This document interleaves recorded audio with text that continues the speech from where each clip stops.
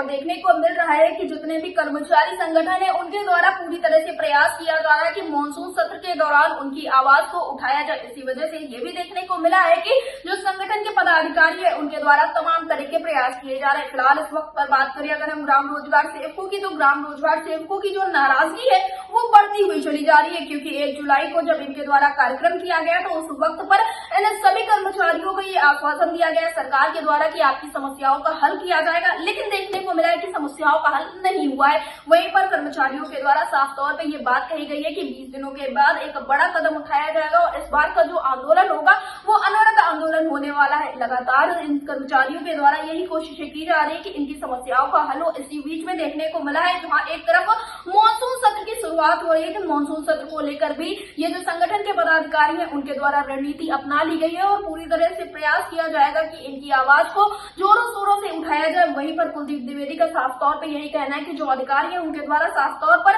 कार्यक्रम के वक्त ये बात कही जाती है कि कार्यक्रम के बजाय ये लोग अगर पदाधिकारियों से मिले तो उनकी समस्याओं का हल जल्द हो सकता है, लेकिन कार्यक्रम हो जाता है उसके बाद देखने को मिलता है कि जो अधिकारी है वो मिलने को भी नहीं तैयार होते। इस वजह से संगठन के बीच में बेहद नाराजगी देखने को मिल रही है और कुलदीप द्विवेदी ने साफ तौर पर ये बात का बिगुल बजा दिया है कि अब जब तक इनकी समस्याओं का हल नहीं होगा तब तक इनके द्वारा यूं ही संघर्ष किया जाएगा और जोरों शोरों से अपनी आवाज को उठाया जाएगा, जिसको लेकर संगठन के पदाधिकारी बहुत जल्द ही राजधानी लखनऊ भी पहुंचने वाले हैं। फिलहाल इस वक्त पर मानसून सत्र के लिए क्या कुछ तैयारी है, इस विषय पर ज्यादा जानकारी देते हुए संगठन के पदाधिकारी कुलदीप द्विवेदी ने क्या कुछ कहा है, अटल टीवी से बातचीत करते हुए आप भी सुनिए।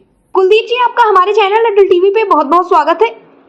बहुत बहुत धन्यवाद मैडम आपका।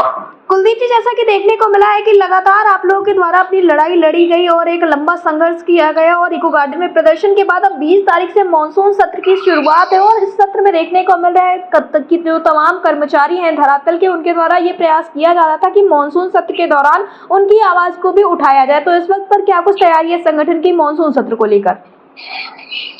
आपको बता दें कि हमारा कार्यक्रम 1 जुलाई को लखनऊ में था। उसके क्रम में हमारी वार्ता हुई। वार्ता में हमें 20 दिन का समय मांगा गया कि मानदेय और एचआर पॉलिसी सहित काम शुरू हो जाएंगे। एचआर पॉलिसी पे कुछ काम शुरू हुए हैं, मानदेय अभी आधा ही पहुंचा है जी। और उसके बाद भी सरकार कोई उस पर ठोस कदम नहीं उठा पा रही है।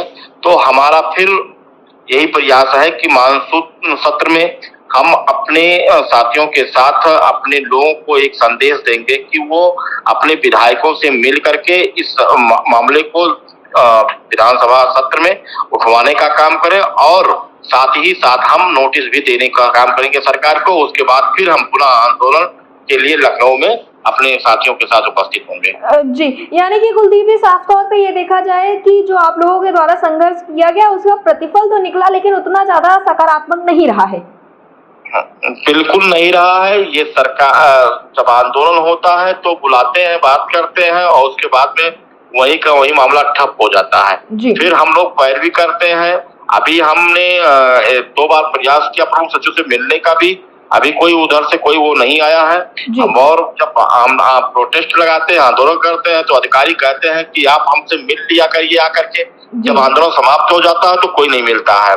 तो ये सरकार की अधिकारियों की दोहरी नीति मेरे समझ में नहीं आ रही है कि जब हम आंदोलन लगाएंगे तो आप कहेंगे आप हमसे मिलते नहीं। जब हम आंदोलन नहीं लगाकर हम प्रयास करना चाहते हैं कि आंदोलन मुझे ना लगाना पड़े और आपसे हमारी वार्ता हो तो वो भी नहीं हो पाता है।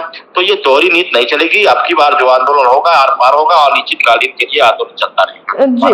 कुलदीप जी, अटल टीवी से जुड़ने के लिए बहुत बहुत धन्यवाद। धन्यवाद मैडम, आपका बहुत बहुत धन्यवाद।